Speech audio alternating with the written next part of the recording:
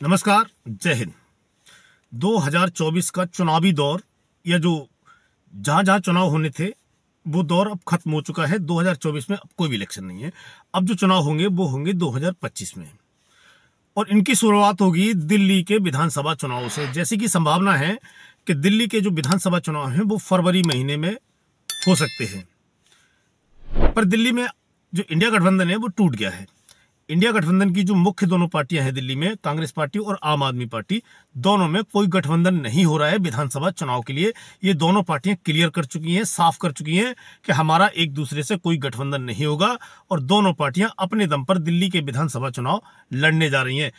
आम आदमी पार्टी के राष्ट्रीय संयोजक और पूर्व मुख्यमंत्री अरविंद केजरीवाल ने बड़े ही साफ लफ्जों में ये कह दिया है कि कांग्रेस पार्टी से दिल्ली के विधानसभा चुनाव में हम कोई भी गठबंधन करने नहीं जा रहे हैं। दूसरी तरफ कांग्रेस पार्टी के जो प्रदेश अध्यक्ष है देवेंद्र यादव, उन्होंने भी साफ कर दिया है कि कांग्रेस पार्टी दिल्ली के विधानसभा चुनाव में आम आदमी पार्टी से गठबंधन नहीं करेगी और अपने दम पर, अपने संगठन के बलबूते पर दिल्ली के जो विधानसभा चुनाव है 2025 के, वो लड़ेगी। और इसके लिए उन्होंने चुनावी तैयारियां शुरू कर दी हैं, और वो दिल्ली में दिल्ली न्याय यात्रा के नाम से एक पद यात्रा कर रहे हैं, जिसमें वो अपने संगठन को दोबारा खड़ा करने की कोशिश, उसको एकजुट करने की कोशिश कर रहे हैं। उनकी कोशिश क्या रंग लाती है ये तो चुनावों के बाद पता चलेगा। जब मतगणना हो जाएगी, किसकी सरकार बनेगी, ये क्लियर हो जाएगा। उसके बाद पता चलेगा कि जो दिल्ली के प्रदेश अध्यक्ष हैं देवेंद्र यादव, इनकी मेहनत कितना रंग लाई है। उधर आम आदमी पार्टी ने तो अपने 11 उम्मीदवारों की लिस्ट भी जारी कर दी है, और उसने ये बता दिया है कि वो दिल्ली में चुनाव कराने के लिए कभी भी तैयार है। कभी भी चुनाव आयोग दिल्ली में चुनाव कराए, आम आदमी पार्टी हमेशा तैयार है। आम आदमी पार्टी और कांग्रेस में अगर गठबंधन नहीं होता है दिल्ली में, तो इसका चुनावों पे क्या असर पड़ेगा ये देखने वाली बात है। ये बड़ी दिलचस्प बात होगी कि इसका चुनाव पर क्या असर पड़ता है। बात करें इनके गठबंधन की, तो ये दोनों पार्टियां, कांग्रेस पार्टी और आम आदमी पार्टी, 2024 के जो लोकसभा चुनाव थे उसमें दिल्ली में गठबंधन के तहत लड़े थे। जो इंडिया गठबंधन था उसके तहत लड़े थे दिल्ली में 7 सीटों पर। तो 7 सीट में से 4 सीट पर आम आदमी पार्टी ने इलेक्शन लड़ा था, उसके उम्मीदवार उसने उतारे थे अपने, और 3 सीटों पर कांग्रेस पार्टी ने अपने उम्मीदवार उतारे थे। तो हमेशा की तरह वही हुआ जिसकी उम्मीद थी। 2024 के लोकसभा चुनाव में भाजपा ने दिल्ली की 7 सीटें जीत ली, और कांग्रेस पार्टी और आम आदमी पार्टी का जो गठबंधन था, इंडिया गठबंधन, उसका दिल्ली में खाता नहीं खुला। 2019 में ये दोनों पार्टियां अलग अलग चुनाव लड़ी थी, अपने दम पर 7 सीटों पर चुनाव लड़ी थी। कांग्रेस पार्टी 7 सीट पर लड़ी थी और आम आदमी पार्टी 7 सीट पर लड़ी थी, और भाजपा तो लड़ती है। तो उस चुनाव में भी भाजपा ने दिल्ली की सारी 7 सीटें जीत ली थी 2019 के चुनाव में। उससे पहले 2024 के जो लोकसभा चुनाव थे उसमें भी दोनों पार्टियां अलग लड़ी थी, और उसमें भी भारतीय जनता पार्टी ने दिल्ली की 7 सीटें जीत ली थी। इधर इससे पहले जो अक्टूबर 2024 में हरियाणा के विधानसभा चुनाव हुए थे, उस चुनाव में दोनों पार्टियों में गठबंधन के लिए बातचीत शुरू हुई थी, पर सीट बंटवारे पर दोनों पार्टियों में बातचीत नहीं बन पाई, और उसका नतीजा ये हुआ कि आम आदमी पार्टी और कांग्रेस पार्टी दोनों अलग अलग चुनाव लड़े। और चुनाव जो अलग लड़े गए, तो जो एंटी इनकम्बेंसी वाले वोट थे, सत्ता के खिलाफ जो मत था, उसको डिवाइड हो गया, वो बट गया। उसके बाद नतीजा ये हुआ कि भारतीय जनता पार्टी हरियाणा में तीसरी बार सरकार बनाने में सफल हो गई। तो दिल्ली में इसका कितना असर पड़ता है ये देखने वाली बात है।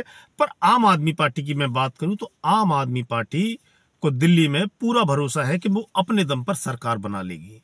आम आदमी पार्टी ने यही भरोसा पंजाब में, जब लोकसभा चुनाव थे तो पंजाब राज्य की जो 13 सीटें थी, 13 सीटों पर गठबंधन नहीं किया था किसी भी पार्टी से, अकेले अपने दम पर वो पंजाब में चुनाव लड़ी थी। तो आम आदमी पार्टी को पंजाब में और दिल्ली में अपनी पार्टी और अपने कार्यकर्ताओं पर इतना भरोसा है, उसको लगता है कि इन दोनों राज्यों में हमें गठबंधन की जरूरत नहीं है, हम अपने दम पे चुनाव जीत सकते हैं। हालांकि अरविंद केजरीवाल ने बोला है कि उनका जो गठबंधन है, इंडिया गठबंधन, जो कांग्रेस के साथ है या जिसमें और भी पार्टियां हैं, वो जारी रहेगा, पर वो सिर्फ लोकसभा चुनाव के लिए होगा और राष्ट्रीय लेवल पे है, उसका राज्य के विधानसभाओं से कुछ लेना देना नहीं है। तो इससे एक बात समझ आती है कि जो इंडिया गठबंधन की पार्टियां हैं वो राज्य के हिसाब से अपनी रणनीति बनाती हैं, हर राज्य के हिसाब से गठबंधन करती हैं, और यह गठबंधन नहीं करती है। जो उनकी इस योजना है उससे साफ नजर आता है कि वो अपने हिसाब से सारा कुछ कर रही हैं। उधर दिल्ली में भारतीय जनता पार्टी ने भी अपनी चुनावी की तैयारियां जोर शोर से शुरू कर दी हैं और पूरे दमखम के साथ चुनावी मैदान में उतरने की तैयारी कर ली है। इसी के तहत भारतीय जनता पार्टी दिल्ली में 8 दिसंबर से परिवर्तन यात्रा की शुरुआत करने वाली है। और इस परिवर्तन यात्रा की खास बात यह है कि ये 7 लोकसभा क्षेत्रों में एक साथ शुरू होगी और दिल्ली की 70 विधानसभा सीटों से होकर गुजरेगी। हर विधानसभा में ये चुनाव यात्रा, जो दिल्ली परिवर्तन यात्रा है, ये जाएगी। और भारतीय जनता पार्टी ने इसके लिए जो लक्ष्य रखा है, वो लक्ष्य रखा है ये कि जो झुग्गी झोपड़ी और जो कॉलोनियां हैं और जो अरविंद केजरीवाल का वोट बैंक है, जहां से अरविंद केजरीवाल को भर भर के वोट मिलता है और उन्हीं की बदौलत दिल्ली में तीसरी बार सत्ता में आने का सपना अरविंद केजरीवाल देख रहे हैं। और मेरे हिसाब से वो सपना उनका पूरा होगा, क्योंकि दिल्ली में अरविंद केजरीवाल को रोकना मुश्किल ही नहीं, एक तरह से नामुमकिन लगता है। इसके पीछे बहुत सारे कारण हैं। दिल्ली में एक अपना लाभार्थी वर्ग, एक अपना वोट बैंक अरविंद केजरीवाल ने तैयार किया है। जैसे भारत में प्रधानमंत्री मोदी का एक वोट बैंक है लाभार्थी, जो प्रधानमंत्री की योजनाओं से लाभ उठाया है, जिसको मकान मिला है, जिसको बाथरूम लैट्रिन मिली है, जिसको बिजली का कनेक्शन मिला है या गैस का कनेक्शन मिला है, तो वो जो लाभार्थी वर्ग है वो हमेशा प्रधानमंत्री मोदी के नाम पर वोट करता है। इसी तरह दिल्ली में एक लाभार्थी वर्ग है जिसने अरविंद केजरीवाल की योजनाओं से लाभ उठाया है, फायदा जिसको मिला है, वो हर चुनाव में अरविंद केजरीवाल को वोट करता है। हालांकि लोकसभा चुनाव जब दिल्ली में होता है, जब लोकसभा की 7 सीटों पर चुनाव होता है, तो ये जो ट्रेंड है ये बदल जाता है। लोकसभा के चुनाव में दिल्ली की जनता ने हमेशा भारतीय जनता पार्टी को वोट दिया है और उसके तुरंत बाद जब भी दिल्ली में विधानसभा का चुनाव होता है तो वो वोट है वो आम आदमी पार्टी को चला जाता है। तो इससे एक जो मेंटेलिटी है दिल्ली की जनता की वो पता चलती है कि विधानसभा चुनाव में वो अरविंद केजरीवाल को सपोर्ट करेगी और लोकसभा के चुनाव में वो नरेंद्र मोदी को और भारतीय जनता पार्टी को सपोर्ट करती है। इससे ये साफ है। आप इसके बारे में मैं बताऊं आपको, भारतीय जनता पार्टी की कुछ परेशानी जो है, वो सबसे बड़ी परेशानी ये है, उसकी समस्या ये है कि उसके पास दिल्ली में अरविंद केजरीवाल की टक्कर का कोई नेता नहीं है, कोई फेस नहीं है, कोई चेहरा नहीं है उसके पास जो अरविंद केजरीवाल को दिल्ली में टक्कर दे पाए। और ये समस्या आज से नहीं है, ये पिछले 27 साल से है। जब मदन लाल खुराना सुषमा स्वराज के बाद जब शीला दीक्षित जी मुख्यमंत्री बनी थी, उसके बाद से ये समस्या है। जब स्वर्गीय शीला दीक्षित जी मुख्यमंत्री थी, उस समय भी भारतीय जनता पार्टी के पास दिल्ली में कोई चेहरा नहीं था जो श्रीमती स्वर्गीय शीला दीक्षित को टक्कर दे पाता। और आज भी भारतीय जनता पार्टी उसी परेशानी से जूझ रही है। आज तक इस समस्या का समाधान वो ढूंढ नहीं पाई है। हाँ, 2014 के जो विधानसभा चुनाव थे उसमें जरूर जो भाजपा के वरिष्ठ नेता थे डॉक्टर हर्षवर्धन, उनको मुख्यमंत्री पद का उम्मीदवार बनाया गया था। उस विधानसभा चुनाव में जरूर भारतीय जनता पार्टी ने आम आदमी पार्टी को टक्कर दी थी और सबसे बड़ी पार्टी बनकर उभरी थी दिल्ली में। पर जब सरकार बनाने का नंबर आया तो आम आदमी पार्टी और कांग्रेस ने दिल्ली में गठबंधन की सरकार बना ली और उसके बाद से भारतीय जनता पार्टी कभी भी उभर नहीं पाई है दिल्ली में और कभी भी 2.5 के आंकड़े को नहीं छू पाई है। अपने विधायकों की संख्या 2.5 के आंकड़े तक नहीं ले जा पाई है और हमेशा 2.5 के आंकड़े से नीचे ही रही है। तो ये एक बहुत बड़ी समस्या है दिल्ली में भारतीय जनता पार्टी के पास। उसके पास कोई ऐसा चेहरा नहीं है जो अरविंद केजरीवाल को टक्कर दे पाए। अच्छा, दिल्ली में हमेशा ही लोकसभा चुनाव के बाद दिल्ली का विधानसभा चुनाव होता है और दिल्ली की जनता जो लोकसभा का चुनाव होता है उसमें मोदी जी को, भारतीय जनता पार्टी को दिल खोल के वोट देती है। और उसके तुरंत बाद जब दिल्ली की विधानसभा का चुनाव होता है तो वो ही दिल्ली की जनता अरविंद केजरीवाल को भर भर के वोट देती है, दिल खोल के स्वागत करती है, दिल खोल के उनको वोट देती है और उनको हमेशा बम्पर जीत दिलाई है दिल्ली की जनता ने दिल्ली विधानसभा चुनाव के अंदर। एग्जाम्पल देखिए आप, 2019 का लोकसभा चुनाव, बीजेपी को वोट मिलता है, जो उसका वोट शेयर था वो था 56%। कांग्रेस पार्टी का वोट शेयर जो था वो था 22.5%।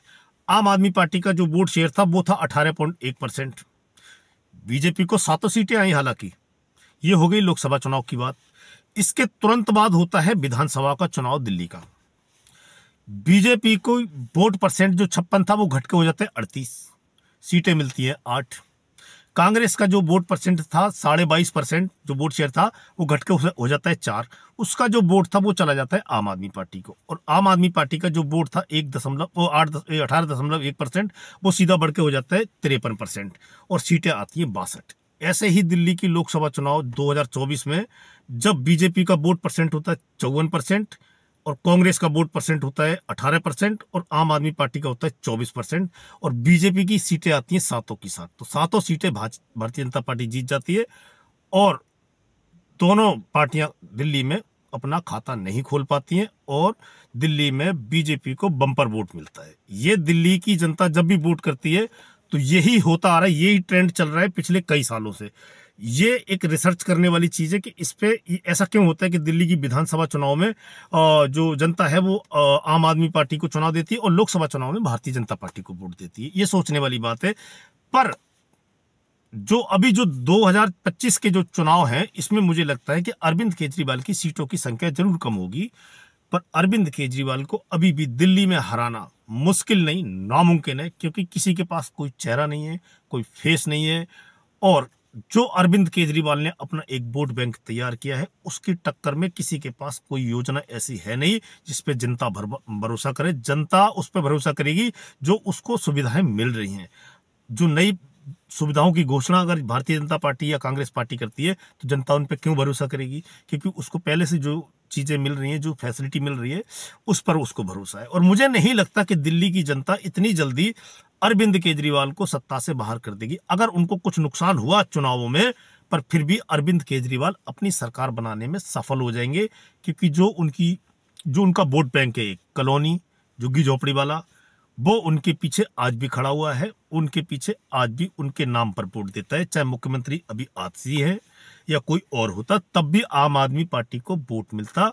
वोट आम आदमी पार्टी का कहीं नहीं जाएगा। पर भारतीय जनता पार्टी के साथ एक उसको एडवांटेज है कि उसका वोट कभी भी कम नहीं होता है, और उसका वोट लगभग 35-36 के आसपास बना रहता है। उसका वोट कभी कम नहीं हुआ है, और उसका वोट इंटैक्ट है, और वो कटता नहीं है।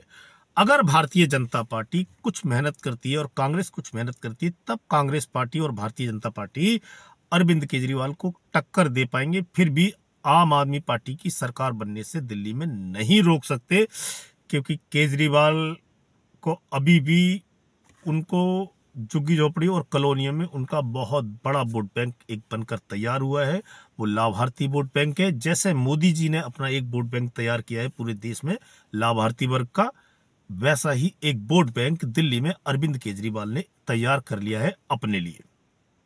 तो आज के वीडियो में इतना ही। मिलते हैं आपसे अगले वीडियो में। तब तक के लिए जय हिंद, जय भारत।